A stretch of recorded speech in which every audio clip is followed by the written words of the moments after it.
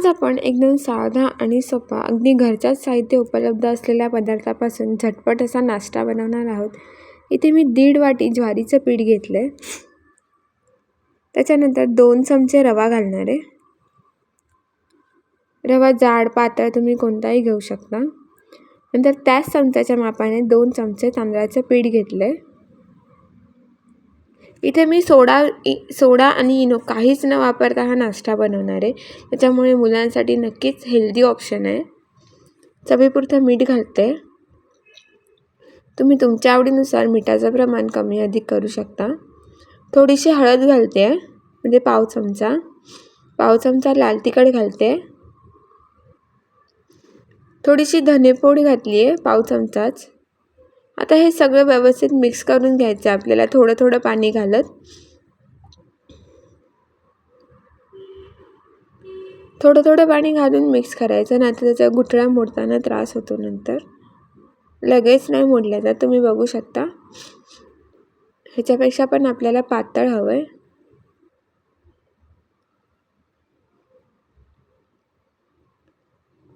आता हे मी 10 मिनटं बाजूला भिजत ठेवणार आहे, कारण की रवा आहे याच्यामध्ये.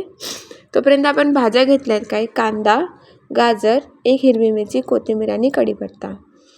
10 मिनटं झालेली आहे. तुम्ही बघू शकता थोडंसं मिश्रण घट्ट झालंय. आता याच्यात आपण भाज्या घालणार आहोत.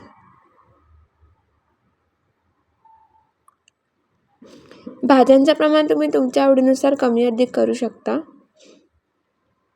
आणि तिखटाचं प्रमाण सुद्धा.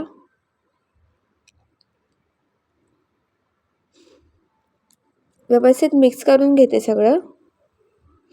आता याच्यामध्ये भाज्या टाकल्यानंतर याचे लगेच आपण धिरडे किंवा धिरडे करायला घेणार आहोत, कारण की कांद्याला स्वतःचं असं पाणी सुटतं आणि मग पीठ अजून पातळ होतं नंतर. म्हणून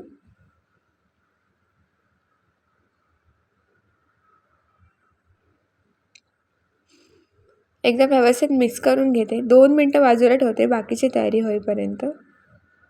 तवा तापत ठेवला आहे. त्याला थोडंसं तेल लावायचं आधी. तुम्ही तेल, तूप, बटर काही लावू शकता.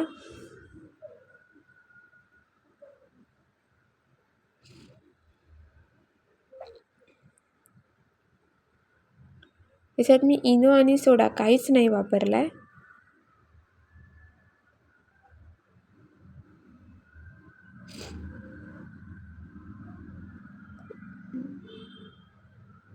तुम्ही बघू शकता धिरडं टाकल्या त्याला छान जाळी आली आहे. हे 3 ते 4 मिनटं छान शिजवून घेणार आहे.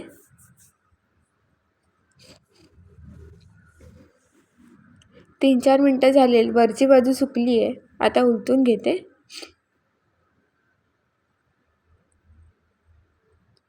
छान जाळी आली आहे. तुम्ही बघू शकता. दाखवते तुम्हाला एकदा. बघू शकता छान अशी मस्त जाळी आली याला.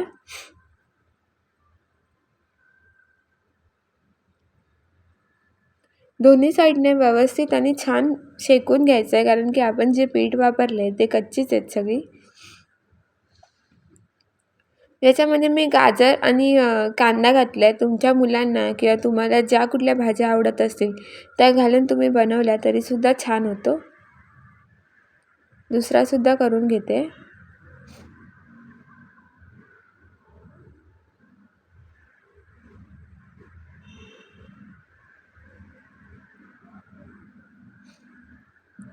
थोडंसं तेल सोडते.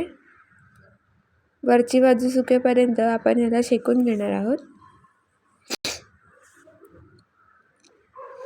याला सुद्धा छान अशी जाळी आली आहे.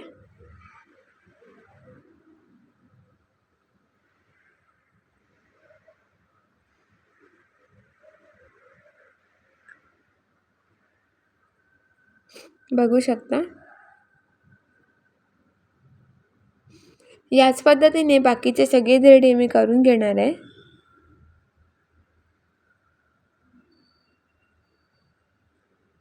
मी ते छोटे छोटे बनवले. तुम्हाला एक मोठा बनवायचा असेल तर तसे सुद्धा तुम्ही करू शकता. सर्व करून घेते. व्हिडिओ आवडल्यास लाईक, शेअर आणि सबस्क्राईब करायला विसरू नका. रेसिपी कशी वाटली हे नक्की कमेंट करून सांगा. पुन्हा भेटूया नेक्स्ट रेसिपीसोबत. तोपर्यंत धन्यवाद.